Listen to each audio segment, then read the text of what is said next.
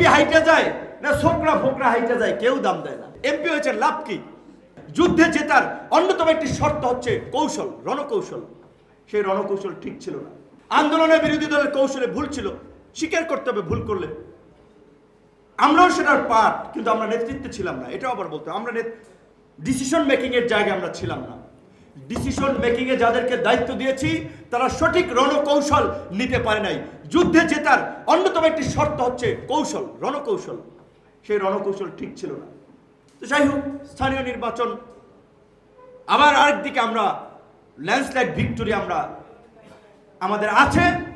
সেটি হচ্ছে আমরা যখন ভোট বর্জনের আহ্বান জানিয়েছি, এই দেশের গণতন্ত্রকামী 90-95% জনগণ ভোট বর্জন করে দেখিয়েছে তারা ভারতীয় তাবেদার আওয়ামী সরকারকে সমর্থন করে না।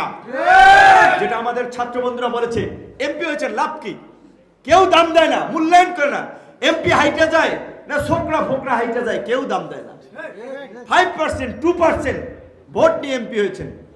আবার এখন উপজেলা করছেন আপনারা, একা একা উপজেলায় চেয়ারম্যান হবেন 5,000 ভোট নিয়ে, 7,000 ভোট নিয়ে, 3,000 ভোট নিয়ে।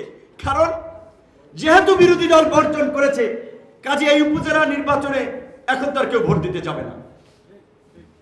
তো সর্বশেষ যে কথাটি বলতে চাই বন্ধুগণ, বাংলাদেশ আজ একটা বহুমুখী সংকটে পতিত।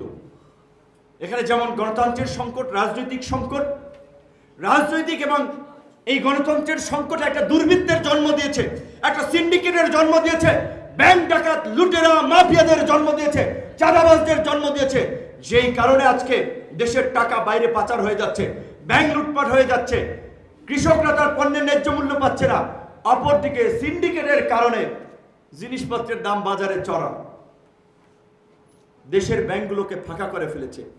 আমদানি রপ্তানির নামে টাকা বাইরে পাচার করে, সেফ এক্সিটের জন্য বাইরে বাড়ি গাড়ি করেছে। আর দেশের ডলার সংকট,